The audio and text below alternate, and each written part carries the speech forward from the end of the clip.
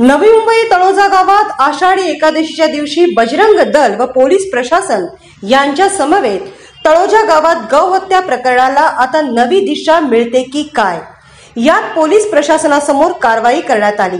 यात बजरंग दल मधील कार्यकर्ता याला मारहाण देखील झाली, परंतु यात बजरंग दलातील काही सदस्य गावात महिला घरी असताना अचानक घुसले असा आरोप देखील लावण्यात आला।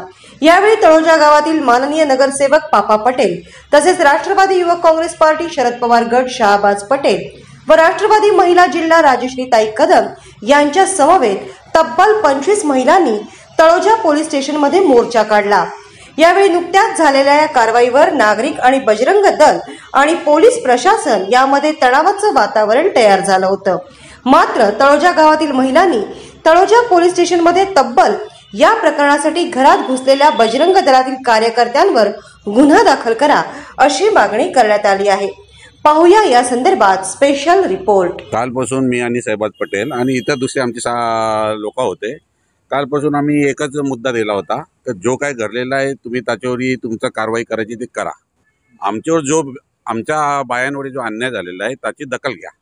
कालपासून ते काही प्रशासन म्हणजे आमचं काय ऐकत नव्हतं। आम्ही निवेदन बी दिलेलं आहे तर त्या निवेदन पद्धतीने ते बोलले आम्हाला उद्या 1-2 दिवसात आम्ही त्याच्यावर कारवाई करतो असं लिहून बी दिलेले आहे। आणि तुम्हाला सांगतो ते म्हणजे आमचं एकच बोलणं आहे तर कोण बी असो, कुठली बी बहीण भगिनी असो, त्यांचा अन्याय होत असेल तर प्रशासनाने लगेच म्हणजे लगेच सकाळी का असा प्रकरण घडलेलं आहे। त्या घरामध्ये जबरीने घरामध्ये घुसून त्या महिलांना धक्काबुक्की करून हे छेडछाड झालेली आहे। नंतर 4:30 वाजता त्या बाईचा जबाब घेतला। जबाब घेतल्यानंतर मग सिनियर साहेब आले। सिनियर साहेब म्हणतात तुमची FIR होणार नाही का या बाईला कुठेतरी आम्हाला न्याय भेटला पाहिजे, आमचं एवढंच म्हणणं आहे। गोहत्या झालेली आहे ते त्यांनी FIR केलेली आहे। जे आरोपी असतील त्यांच्यावर शिक्षा होईल त्या पद्धतीने ते करणार आहे।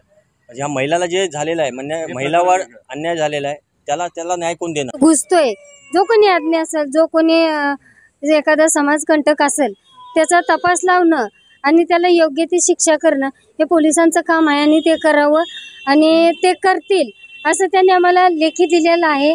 त्यांचा अर्ज आम्हाला दिलेला आहे की आम्ही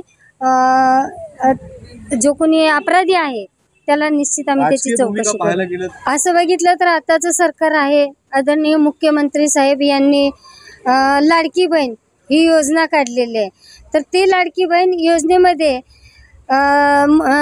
मुख्यमंत्री साहेब लाडक्या बहिणीच्या खात्यामध्ये पैसे टाकतायत।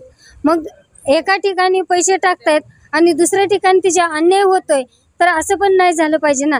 तर आम्ही मुख्यमंत्र्यांना सुद्धा त्याचे एक निवेदन देणार आहोत। सुबह इधर कंप्लेंट के लिए हम आए थे, इन्होंने हमारी कंप्लेंट ली नहीं। सुबह 8 बजे आए, शाम को 7 बजे गए, अभी नहीं बाद में बाहर बैठो कि हम पूरा दिन इधर ही गुजरे क्योंकि हम गए। वो लोग हमारे घर में आए थे, हमारी मांग थे कि हमारी कंप्लेंट लेना चाहिए। उन्होंने हमारी कंप्लेंट ली नहीं। हमको बाहर जाने की बार इतला देते थे बाहर जाओ। क्यों बाहर जाओ? हमारी भी कंप्लेंट लेना चाहिए क्योंकि हमारे घर में घुस के हमारे बदन पर से ब्लैंकेट हटा के और हम उठे तो हमको धक्का दिए, बाहर निकले और बोले इधर बोले हमने कुछ किया ही नहीं। ऐसा कैसा कुछ किया? हमको भी न्याय मांगते हैं। आजच YouTube वर लोकशाही भारत न्यूजला सबस्क्राइब करा आणि बेल आयकॉन दाबायला विसरू नका।